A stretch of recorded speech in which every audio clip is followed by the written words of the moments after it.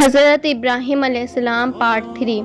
جب حضرت ابراہیم علیہ السلام نے دیکھا کہ قوم نے دعوت اسلام کو قبول نہیں کیا اور کواکب اور بت پرستی پر قائم رہے، تو حضرت ابراہیم علیہ السلام نے ایک دن قوم کے سامنے اعلان جنگ کر دیا کہ میں تمہارے ان بتوں کے ساتھ ایسی چال چلوں گا کہ تم کو بے یار و مددگار کر کے چھوڑوں گا۔ ترجمہ: اور اللہ تعالیٰ کی قسم، میں تمہاری عدم موجودگی میں ضرور تمہارے بتوں کے ساتھ خفیہ چال چلوں گا۔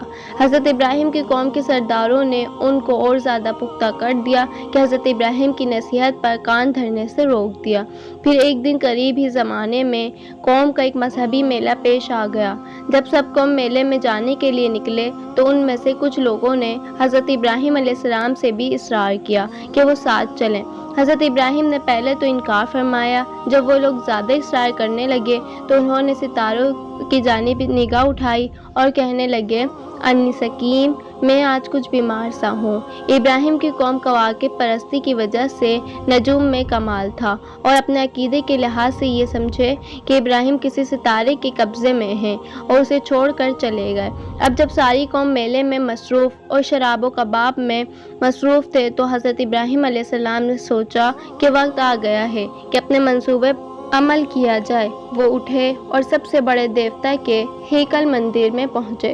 دیکھا تو وہاں دیوتاؤں کے سامنے قسم قسم کے حلووں، پھلوں اور مٹھائیوں کے چڑھاوے رکھے تھے۔ ابراہیم نے طنزیہ لہجے میں چپکے چپکے ان مورتیوں سے خطاب کر کے کہا کہ یہ سب موجود ہے، ان سب کو کھاتے کیوں نہیں؟ اور پھر کہنے لگے کہ میں بات کر رہا ہوں، کیا بات ہے کہ تم جواب نہیں دیتے؟ اور پھر ان سب کو توڑ پھوڑ ڈالا اور پھر سب سے بڑے بت کے کندھے پر کڑھاڑا رکھ کر واپس چلا گیا۔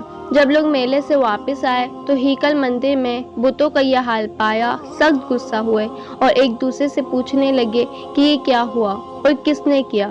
ان میں سے وہ بھی تھے جن کے سامنے حضرت ابراہیم علیہ السلام نے ان کے بتوں سے جنگ لڑنے کا اعلان کیا تھا۔ انہوں نے فوراً کہا کہ یہ اس شخص کا کام ہے جس کا نام ابراہیم علیہ السلام ہے، وہی ہمارے دیوتاؤں کا دشمن ہے۔ کاہنوں اور سرداروں نے یہ سنا تو غم و غصے سے سرخ ہو گئے اور کہنے لگے کہ اسے اس مجمع کے سامنے پکڑ کر لاؤ تاکہ دیکھیں کہ مجرم کون ہے۔ حضرت ابراہیم علیہ السلام سامنے لائے گئے۔ بڑے رعب و داب سے انہوں نے پوچھا، کیوں ابراہیم، تو نے ہمارے دیوتاؤں کے ساتھ یہ سب کچھ کیا ہے؟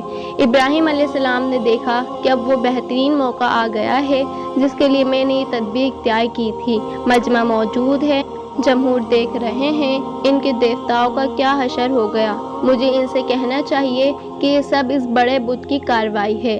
اس سے پوچھو، پھر وہ یہی جواب دیں گے کہ کہیں بت بھی بولتے اور بات کر سکتے ہیں، تب میرا مقصد کامیاب ہو جائے گا۔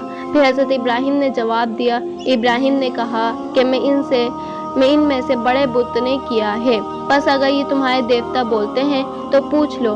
ابراہیم کی اس بات کا وہ لوگ کیا جواب دیتے؟ وہ ندامت میں غرق تھے، دلوں میں ذلیل و رسوا، اور سوچتے تھے کہ کیا جواب دیں، اور ان کا اقرار کرنا پڑا کہ ہمارے دیوتا جواب دینے اور بولنے کی طاقت نہیں رکھتے۔ حضرت ابراہیم نے کہا، جب یہ دیوتا نہ نفع پہنچا سکتے ہیں نہ نقصان، تو پھر یہ خدا اور معبود کیسے ہو سکتے ہیں؟ ابراہیم کی اس نصیحت کا اثر یہ ہونا چاہیے تھا کہ تمام قوم اپنے بتوں کی عبادت چھوڑ کر ایک اللہ کی عبادت کرنے لگتے، اور اس کے برعکس ان سب نے حضرت ابراہیم سے دشمنی کا نعرہ بلند کیا۔ اگر دیوتاؤں کی خوشنودی چاہتے ہو تو اس کو اس گستاخی کی وجہ سے دہتی ہوئی آگ میں ڈالو، اس کی تبلیغ و دعوت کا قصہ ہی ختم ہو جائے گا۔